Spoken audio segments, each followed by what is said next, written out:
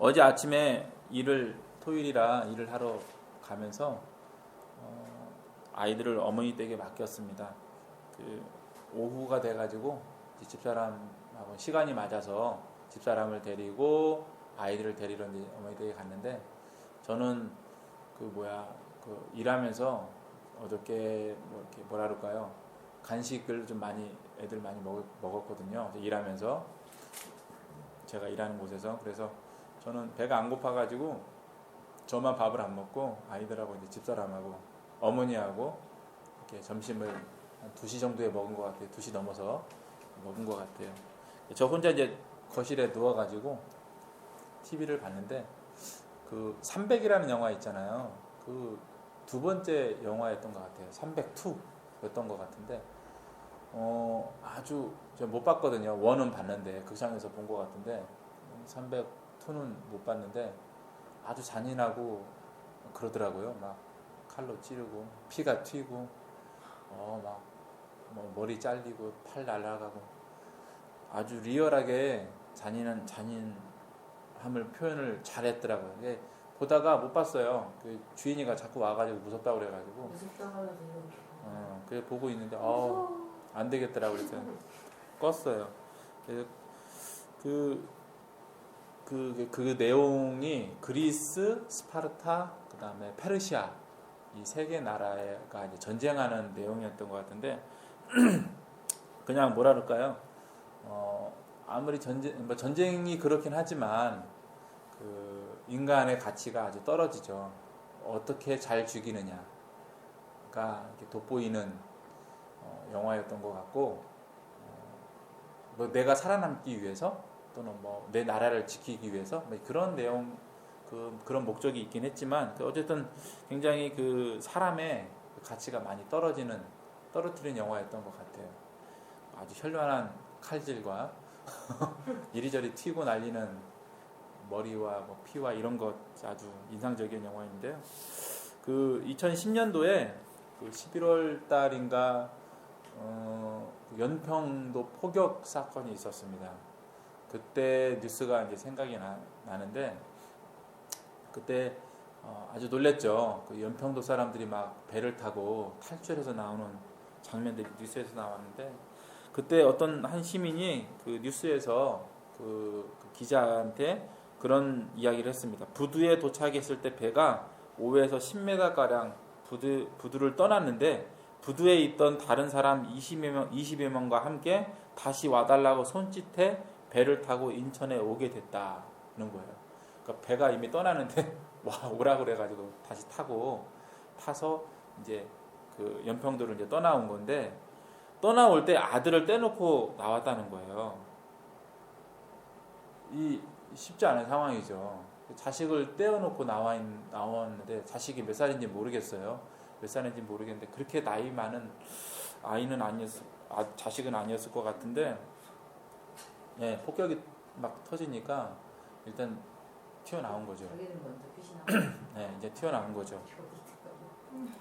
이 전쟁이 그런 거예요. 폭격이 시작되면 개인의 어떤 가치는 떨어지게 되는 게 전쟁이죠. 그래서 전쟁이 일어나면 안 되는 건데요. 그리고 이제 일본의 이와테현 노다마을이라는 곳에 이제 쓰나미가 밀려왔던 사건도 몇 년 전에 있었어요.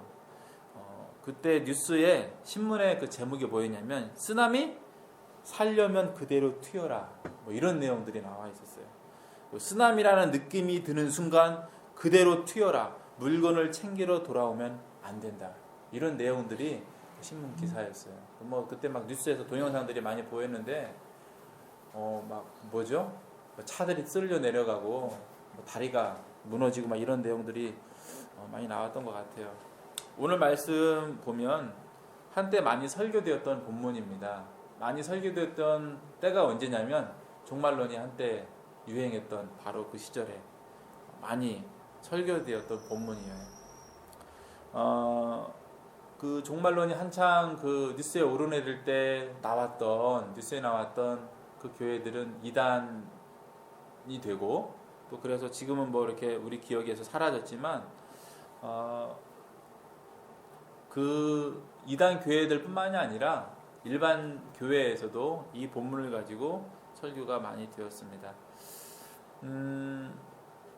그래서 이제 그 종말론이 많이 뉴스에 오르내렸을 때에 그 이후로 그 부작용으로 인해서 교회에서 종말론을 가지고 설교하는 일이 많이 없어졌어요. 거의 많이 없어졌어요. 그 종말론을 가지고 설교하고 그러면 좀 이상한 거죠. 성도들 간에서도 종말론을 가지고 얘기를 하는 게 좀 이상해지는, 뭐 어색해진다고 해야 될까요?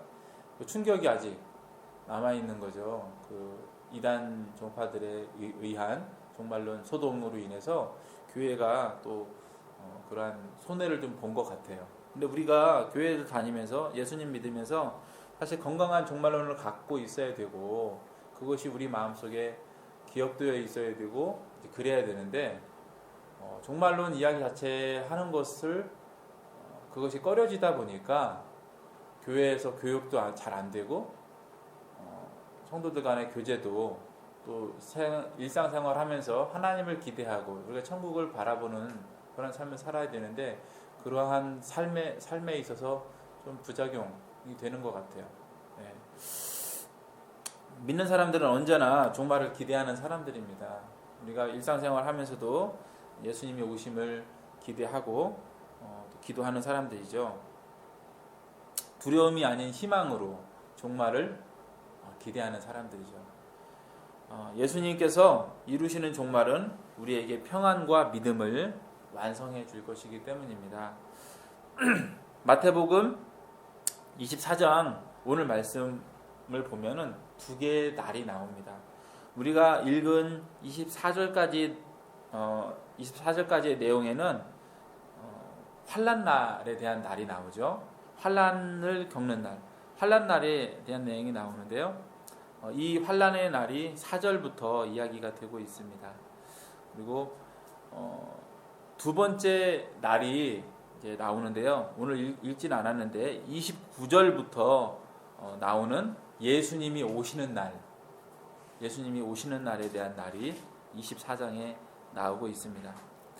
예수님은 먼저 환난 날에 대해서 이렇게 말씀하십니다. 너희가 사람의 미혹을 받지 않도록 주의하라고 말씀하셨어요. 그런데 이 말씀은 제자들이 성전이 예수님 말씀대로 돌 하나도 돌 위에 남지 않고 다 무너뜨려지는 날이 언제이고 그 징조, 그 종말의 징조가 무엇입니까? 라고 1절에서 3절까지 질문한 것에 대한 대답이에요. 아마도 제자들은 성전이 무너지는 때가 세상이 종말하는 때라고 생각했던 것 같아요. 3절을 조금 더 쉽게 풀었으면 성전이 무너지는 세상의 종말은 언제이고 그 징조는 무엇입니까? 가 될 것 같아요. 여러분들은 그때와 그 징조가 뭐라고 생각하시나요? 아마도 그 한때 정말 유행했던 종말론이 유행했던 그때에 들은 설교들이 있다면 그 설교들을 기억해낼 수 있다면 말로 이렇게 저렇게 얘기는 못하더라도 머릿속에 떠오르는 그런 이미지들, 느낌들이 있을 거예요. 몇 가지가 있을 것 같아요. 그런데 종말에 대해서 이야기할 때 우리가 기억해내야 될 것은 그 한때 유행했던 그 종말론의 설교 때 들은 이야기들이 아닙니다. 그 설교 때 들은 이야기들을 여러분이 기억해내실 필요가 없어요. 우리가 종말론을 얘기할 때 먼저 기억해야 될 것은 예수님이 하신 말씀을 기억해내면 돼요. 오늘 예수님이 하신 말씀이에요. 제자들이 주님, 그 종말의 때가 언제이고 그 징조가 무엇입니까? 라고 물어봤을 때 예수님이 뭐라고 대답하셨냐면 그때의 징조는 이거고 그 날은 언제라고 말씀하신 게 아니에요. 예수님은 너희가 사람의 미혹을 받지 않도록 주의하라고 대답을 하셨어요. 그 날의 징조가 무엇인지 그 날이 언제인지 대답해 주지 않으셨어요. 제자들이 물어봤던 그 질문에 대한 대답으로 예수님은 너희가 사람의 미혹을 받지 않도록 주의하라. 라는 대답이었습니다. 많은 사람이 내 이름으로 와서 이르되 나는 그리스도라 하여 많은 사람을 미혹하리라고 말씀하셨어요. 이 미혹을 받지 않도록, 이 미혹에 빠지지 않도록 주의하라. 그 날이 언제이건 그 징조가 무엇이건 간에 그건 중요하지 않다는 거예요. 두 번째로 하신 말씀이 있는데 6절에 보면 난리와 난리의 소문을 듣겠으나 너희는 삼가 두려워하지 말라고 말씀하셨어요. 두려워하지 말라는 거예요. 미혹받지 말고 두려워하지 말라 말씀하신 것입니다. 두려워하지 말라. 이 모든 것은 끝이 아니다. 오히려 재난의 시작일 뿐이다 라고 8절에서 예수님께서 말씀하고 계세요. 그리고 이어지는 9절부터 보면 너희를 환난에 넘겨주겠으며 너희를 죽이리니 모든 민족에게 미움을 받는다고 하셨어요. 근데 두려워하지 말라고 말씀하시는 예수님의 말씀대로 우리가 두려워하지 않을 수 있겠어요? 모든 민족이라고 하면 모든 사람인데 나 말고 모든 사람이 나를 죽이려고 넘겨주려고 하는 상황인데 어떻게 두려워하지 않을 수 있어요? 예수님의 말씀은 말이 안 되죠. 환난이라는 것 자체가 두렵잖아요. 두렵지 않은 환난은 환난이 아닌 거예요. 환난은 두렵기 때문에 두렵고 무섭고 위험한 것이기 때문에 환난인 것입니다. 두렵지 않은데 무슨 환난이에요?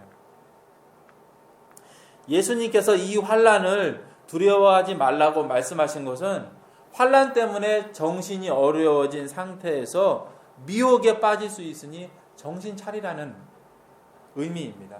다시 말하면 우리가 정말 두려워해야 할 것은 환난이 아니라 미혹받는 것, 미혹에 빠지는 것이라는 거예요. 어떤 미혹입니까? 야, 저기 그리스도가 왔다. 가보자. 그 미혹에 빠지지 말라는 거예요. 전쟁이 일어나서 제가 아까 말씀드린 그 300이라는 영화, 그래서 정말 사람이 피와 살이 막 튀기는 그런 죽임 두렵죠. 안 두려울 수 있겠어요, 사람이? 연평도 폭격 때 자식을 놓고 먼저 도망 나올 만큼 그게 무서운 거예요. 쓰나미가 밀려오는데 두렵지 않을 수 있어요? 무서운 거예요. 집이 그냥 막 무너지잖아요. 잘 세워져 있는 집이 무너지는데 무서운 거예요. 사람의 정신을 쏙 빼놓는 거예요. 그런데 정신을 잃지 않게 조심하라는 거죠. 정신 놓지 않도록 정신 차리고 있어야 된다는 거예요.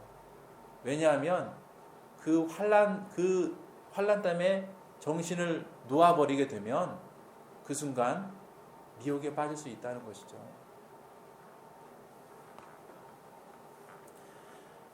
이 세상의 환난이나 우리의 육체의 죽음이 끝이 아니라 29절부터 말씀하시는 예수님이 오시는 날, 모든 사람이 하나님 앞에 서는 날이 그 뒤에 있기 때문에 우리는 이 세상의 환난, 우리 육체의 고통으로 인해서 정신을 놓지 않도록 주의해야 합니다. 하나님 믿는 일에 정신을 놔서는 안 되는 거예요.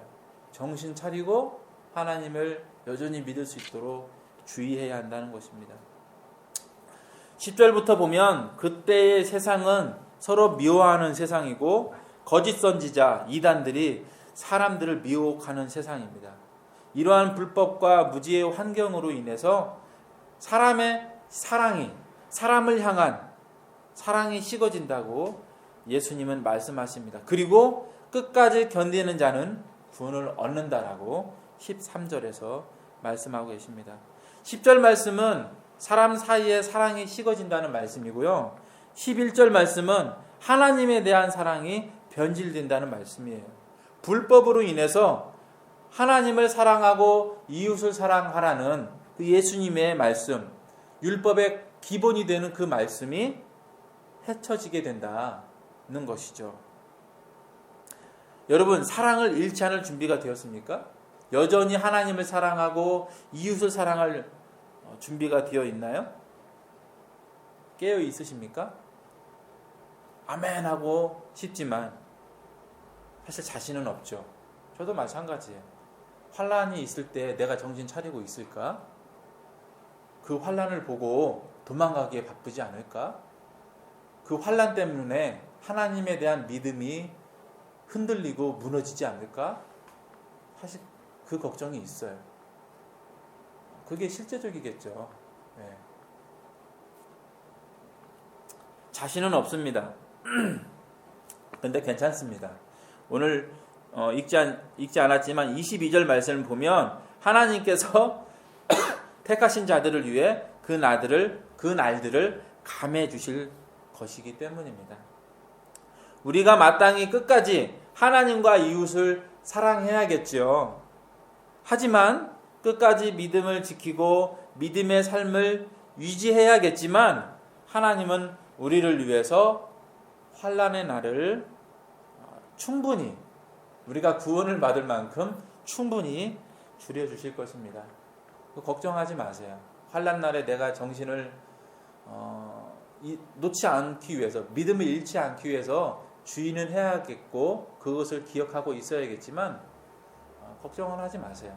하나님께서 충분히 우리를 위해서 줄여주시겠다고 약속하고 계십니다. 어떻게 그렇게 충분히 줄여주실지는 잘 몰라요. 그건 하나님께서 우리에게 해주시는 복음이요 선물입니다.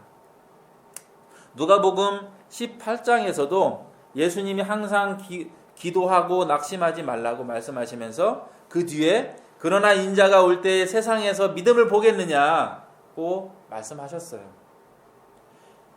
예수님은 우리에게 믿음을 요구하시는 분이 아니라 믿음을 주시는 분이라는 사실이 정말 감사하고 이것이 진정한 우리에게 복음이라는 것을 기억해야 합니다. 이 사실을 기억해서 우리가 항상 기뻐하고 만족하고 감사하고 평안하게 살아야겠습니다. 종말론 때문에 두려워하지 마세요. 우리가 불완전하다는 거 아십니다. 우리가 사도들이 대단한 것은 아니지만 또 우리가 사도들만큼 할 수 있을까 하는 마음도 있잖아요. 네. 예수님께서 우리를 충분히 아시고 우리의 부족함을 충분히 아십니다. 충분히 우리에게 믿음을 주실 것이고 충분히 그 날들을, 환난의 날들을 감해 주실 것입니다. 우리가 구원받기에 충분할 만큼요. 물론 환난이 오면 이 환난을 피하기 위해서 최대한 노력을 해야 됩니다. 15절부터 21절을 보면 예수님도 속히 환난으로부터 피하라고 숨으라고 도망치라고 말씀하셨고 심지어는 환난 때에 가능한 적은 피해를 받기 위해서 기도하라는 말씀을 20절에서 하고 계시기 때문입니다. 환난을 피하기 위해서 최대한 적게 피해를 받기 위해서 고통받기 위해서 준비할 것이다면 준비하십시오. 오늘날 보기에 이 세상도 충분히 불법과 무지가 많은 날 같습니다. 교회가 충분히 어두워졌기 때문인 것 같아요. 세상이 교회를 이용해 먹기에 정신이 없는 것 같습니다. 정치인들이 교회를 이용해서 선거를 하고 이기려고 합니다. 그런데 교회 다니는 사람들, 교인들은 이런 사람들에게 너무 쉽게 당하는 것 같아요. 너무 쉽게 넘어가는 것 같아요. 성도는 좌파냐 우파냐의 문제가 아닙니다. 성도는 좌파냐 우파냐의 문제로 싸워서는 안 돼요. 성도는 하나님의 뜻이냐 아니냐의 문제를 골라야 됩니다. 선택을 해야 돼요. 성도에게 좌파냐 우파냐의 문제는 이것도 해보고 저것도 해봐야 되는 그냥 도구의 문제일 뿐입니다. 우리가 예수님 안에서 미혹을 받지 않도록 주의하고 하나님과 이웃에 대한 사랑이 식지 않도록 또한 깨어 있어야 돼요. 어제 저녁에 제가 교회 와서 예배를 이제 준비하려고 교회에 왔는데 저 문 밑으로 누가 흰 봉투 하나를 밀어 넣어놨더라고요. 봉투가 꽤 두툼했어요. 한 2cm는 돼 보였어요. 이렇게 두툼했어요. 뭐지? 근데 뚜껑이 열려 있는 거예요. 편지 봉투 뚜껑이 열려 있어요. 야 무슨 저기 뭐야 광고지인가? 되게 이상한 광고지 같네. 그렇게 생각을 했는데 딱 들었는데 그 편지 봉투 한쪽 면에 만군의 하나님 능력자의 발로 여기 교회와 함께 해주세요. 예수님 이름으로 기도드립니다. 아멘이라고 쓰여 있는 거예요. 그래서 이거 무슨 누가 이 동네에 사는 사람이 우리 교회에 무슨 선물을 해줬나? 헌금이라도 했나? 신이 나가지고 봉투를 봤는데 그냥 이렇게 A4로 되어 있는 그 종이가 몇 장 이렇게 들어있는 거예요. 돈은 안 보이더라고요, 아쉽게. 그래가지고 나중에 보니까 1,000원짜리 하나가 이렇게 밑에 깔려 있긴 했어요. 그래서 뭐야 이거 좀 서운했어요. 근데 제가 이 봉투를 딱 그 봉투 안에서 종이를 딱 꺼내는 순간 눈에 들어오는 그림이 있었는데 거기에 사진도 같이 이렇게 인쇄되어 있었어요. 그 사진 옆에 뭐라고 써 있었냐면 하나님의 기적 대한민국 건국 대통령 이승만이라고 써 있었고 그 글 옆에 이승만 전 대통령이 그 마이크를 놓고 연설하는 그 사진이 프린트가 되어 있었어요. 굉장히 좀 급실망을 했고 한숨이 나왔어요. 정치하는 사람들이 교회를 이런 식으로 또 기만하고 있구나 하는 생각이 들었어요. 이승만 전 대통령이 1942년에 했다는 그 연설문, 미국에서 한 연설문과 함께 3페이지의 편지가 따로 포장이 돼서 이제 들어 있었던 건데 그 편지의 내용을 그 편지 내용이 되게 그 뭐랄까 앞뒤가 좀 잘 연결이 안 돼요. 그런데 그 내용은 이거였어요. 그 3페이지에 쓰여 있는 내용은 이거였는데 일본과 북한은 나쁘고 이승만 전 대통령은 독립운동가요, 애국자요, 대한민국을 건국한 사람이다 라는 내용이었어요. 이것은 얼마 전에 그 건국절 문제하고 연결이 되어 있는 거고 이 건국절 문제는 사실 기독교 우리의 신앙과는 전혀 상관이 없는 것입니다. 아주 정치적인 문제이죠. 우리는 예수님이 세상의 왕자를 얻기 위해서 오신 분이 아님을 기억해야 됩니다. 저도 정치에 관심이 있는 사람이지만 정치와 우리가 믿는 믿음을 분명하게 구분해 놓을 수 있어야 돼요. 구분해 놓고 있어야 됩니다.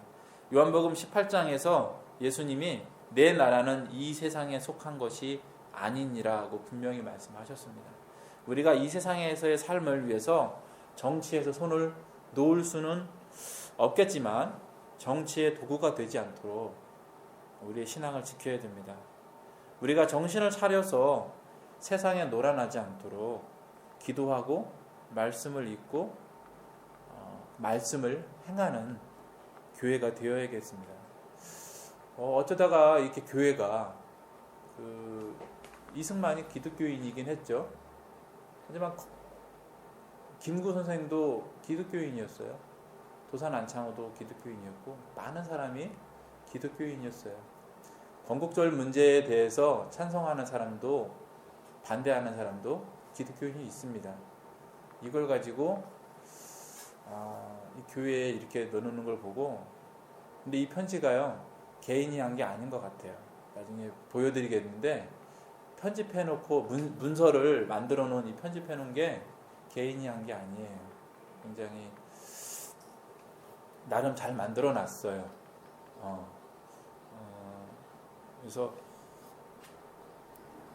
이단에 의해서 이단 종파에 의해서만 우리가 미혹을 받는 게 아니라 지금은 어떤 정치적인 문제로 인해서 우리 교회가 갈라지고 싸울 수 있겠구나 생각이 그런 상황이에요. 사실 사실 뉴스를 들어보면 교회 안에서도 극우라고 하는 사람들이 있고 또 그거에 반하는 사람들이 있는데요.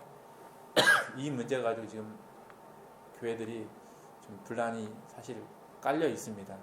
내부적으로 지금 있는 상태인데요.